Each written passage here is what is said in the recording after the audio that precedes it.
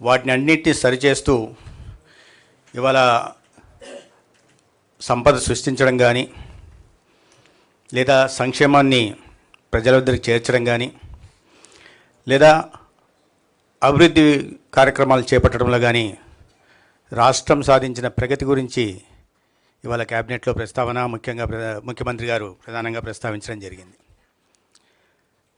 అయితే సహచర మంత్రులు చెప్పినట్టుగా ఆర్థిక వనరులు లేమి ఉన్నప్పటికీ కూడా ఇచ్చిన మాట ప్రకారం ప్రతి ఒక్క పథకాన్ని దేశంలో ఏ రాష్ట్రంలో లేని విధంగా సమర్థవంతంగా అమలు చేయడమే, ఎటువంటి దాంట్లో రాజకీయ కోణాలు లేకుండా ప్రజల వద్దకు సంక్షేమాన్ని చేరుస్తున్నారు. ఆ పథకాల గురించి సూపర్ 6 కావచ్చు, తల్లికి వందనం కావచ్చు, అన్నదాత సుఖీభావ కావచ్చు, లేదా దీపం పథకం కావచ్చు, లేదా మత్స్యకార భరోసా కావచ్చు, లేదా నేతన్న సేవ కావచ్చు, అనేక రకాల కార్యక్రమాలని ఇవాళ ప్రజల వద్దకు చేరుస్తున్నాం. స్త్రీశక్తి, ఒక మహిళలకి ఆర్థిక స్వాతంత్రాన్ని సాధికారణ కల్పించే దిశ కూడా ప్రయత్నాలు జరుగుతున్నాయి. ఇదే సమయంలో అభివృద్ధిని కూడా ఇవాళ పరుగులు పెట్టిస్తున్న వైనం కూడా మనం చూస్తున్నాం. గతంలో గ్రామీణ ప్రాంతాల్లో చూస్తే 15వ ఆర్థిక సంఘం నిధుల్ని కానీ, ఎన్ఆర్జీఎస్ నిధులు కానీ దారి మళ్ళించేవాళ్ళు. ఇవాళ చూస్తే గ్రామంలో మౌలిక సదుపాయాల కల్పన జరుగుతోంది. వ్యవసాయ కూలీలకు పని దినాలు ఇవాళ గౌరవ ఉప ముఖ్యమంత్రి గారి నాయకత్వంలో అందుతున్నాయి. గ్రామాలు కూడా ఆర్థిక ప్రగతి సాగిస్తున్నాయి. రైతాంగానికి అందిస్తున్న పథకాల గురించి మీకు తెలిసిన విషయమే. ఇవన్నీ కాకుండా ప్రధానంగా ఇవాళ గౌరవ ముఖ్యమంత్రి గారు ప్రస్తావించింది ఏంటంటే, ఈ రాష్ట్రానికి కేంద్రం నుంచి అందుతున్న సహకారం గురించి వారు ప్రధానంగా ప్రస్తావించారు. అమరావతిలో ఒక అద్భుత రాజధాని నిర్మాణం గురించి కానీ, లేదా పోలవరం గురించి కానీ, లేదా రైల్వే జోను, అదేవిధంగా బల్క్ డ్రగ్ పార్కు, ప్రధానంగా ఈ గ్రీన్ హైడ్రోజన్ కారణంగా గతంలో విశాఖపట్నంకు వచ్చినప్పుడు ఒకటే రోజు 2,10,000 కోట్ల వివిధ అభివృద్ధి కార్యక్రమాలకి, రాజధాని ప్రాంతంలో 56,000 కోట్ల వివిధ అభివృద్ధి కార్యక్రమాలకి, ఇటీవల రాయలసీమ ప్రాంతానికి వచ్చినప్పుడు 13,500 కోట్లు వివిధ అభివృద్ధి కార్యక్రమాలకి, ఇంత పెద్ద ఎత్తున దాదాపు 3 లక్షల కోట్ల పెట్టుబడుల్ని ఇవాళ మౌలిక సదుపాయాల కల్పన, తద్వారా సంపదను సృష్టించాలని తీసుకొచ్చిన కారణంగా ఇవాళ మన ఉత్పత్తి కూడా గ్రోత్ రేటు కూడా 11% దాటింది. కానీ లక్ష్యం 15%గా పెట్టుకున్నాం. లక్ష్యం దిశగా సాగుతుంది.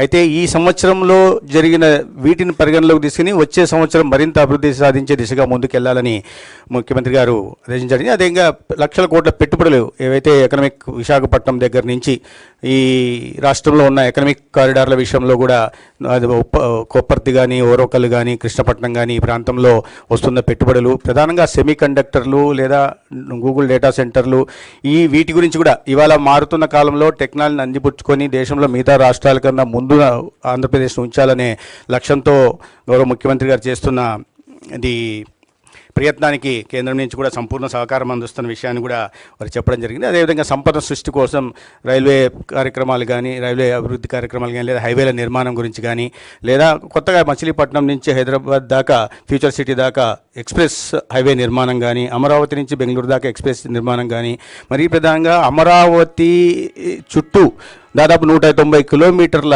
38,000 కోట్లతో 190 కిలోమీటర్ల ఔటర్ రింగ్ రోడ్డు కారణంగా అమరావతి సంపదను కూడా హైదరాబాద్ దాటిపోయేలా మిగతా అన్ని మెట్రో పట్టణాలతో పోటీ పడేలాగా చేస్తున్న వైనాన్ని కూడా వారు చెప్పడం జరిగింది.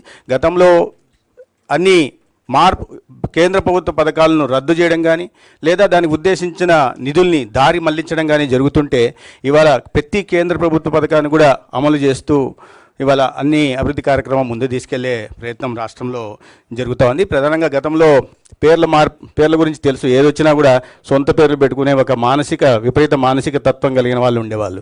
ఇవాళ ఆ పరిస్థితి లేకుండా పథకాలకి డొక్కా సీతమ్మ గారి పేరు, సర్వేపల్లి రాధాకృష్ణన్ గారి పేరు, ఎర్రాపెగడ సుబ్బారావు గారి మహనీయుల పేర్లు పెట్టే ప్రయత్నం కూడా జరుగుతున్న విషయం మీ అందరికీ తెలుసు. ఈ విషయాల మీద ప్రస్తావన జరిగింది. అదేవిధంగా రైతాంగానికి అది మన నాదెళ్ల మనోహర్ గారి మంత్రిశాఖలో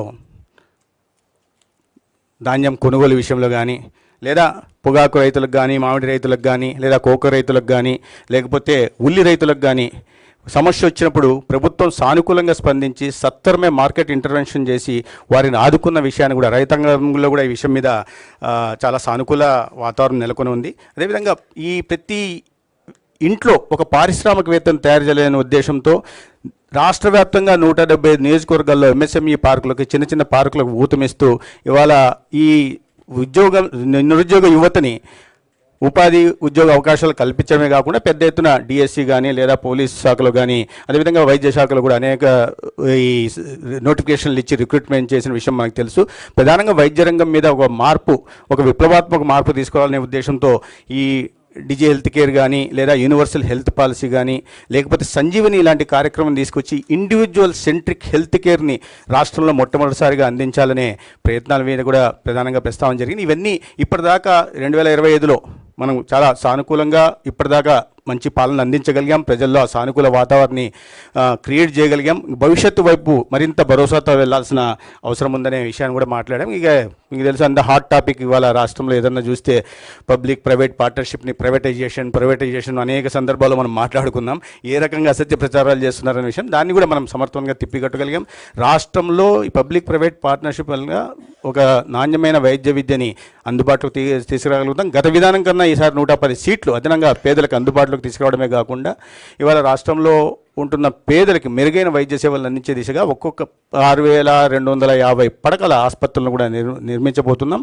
1,500 సీట్లు కూడా ఈ రాష్ట్రానికి రాబోతున్నాయి. సో ఈ విషయాల మీద మాట్లాడడం జరిగింది. వీటి నుంచి గతంలో ఏదైనా జరిగిన వాటిని ఎక్కడెక్కడ అడ్డంకులు ఉన్నాయో వాటిని గుర్తించి వాటిని సరి చేసుకుంటూ మళ్ళీ భవిష్యత్తు దిశగా సాగిపోవాలా. 26 మరింత ఆశాజనకంగా ఉండేలాగా అందరూ కష్టించి పనిచేయాలని ఈ ప్రయత్నం చేసిన ప్రతి ఒక్కరిని గౌరవ ఉప ముఖ్యమంత్రి గారితో సహా ప్రతి ఒక్కరిని రాష్ట్ర ముఖ్యమంత్రి గారు అభినందన తెలియజేయడమే కాకుండా ఈ యజ్ఞంలో వాళ్ళ ఉద్యోగ ధర్మాన్ని నిర్వహిస్తున్న ఉద్యోగస్తులను కూడా వారు అభినందించారు. తర్వాత ఈ రీఆర్గనైజేషన్ విషయంలో గతంలో కేవలం రాజకీయ కారణాల వల్ల జరిగిన విషయం మీకు తెలుసు. ఉదాహరణకు చెప్పాలంటే 45 కిలోమీటర్ల దూరంలో ఉంటుంది కందుకూరు ఒంగోలుకి. దాన్ని తీసుకెళ్లి 111 కిలోమీటర్ల దూరం ఉంటుంది నెల్లూరుని కలిపారు. 35 కిలోమీటర్ల దూరంలో ఉంటుంది నెల్లూరుకు గూడూరు. దాన్ని తీసుకెళ్లి 90 కిలోమీటర్ల దూరంలో ఉంటున్న తిరుపతిలోకి కలిపారు. పుంగనూరు మదనపల్లికి 20 కిలోమీటర్ల దూరంలో ఉంటుంది. దాన్ని తీసుకెళ్లి 75 కిలోమీటర్ల దూరంలో ఉంటున్న చిత్తూరులో కలిపారు. కాబట్టి ఇటువంటి వాటినన్నీ సరిచేస్తూ అదే సమయంలో ఎక్కడ కూడా రాజకీయ కోణంలో ఆలోచించకుండా కేవలం పరిపాలనా సౌలభ్యాన్ని మాత్రమే దృష్టి పెట్టుకుని అదే సమయంలో ఆ ప్రాంత ప్రజల మనోభావాలు ఆకాంక్షలకు అనుగుణంగానే జరిగిన ఇది చేయడం జరిగింది. చాలా పెద్ద ఎత్తున వినతులు వచ్చాయి మంత్రిత్వ వర్గానికి. కానీ ఈ రాబోయే రోజుల్లో డీలిమిటేషన్ జరగబోతోంది కాబట్టి అసెంబ్లీ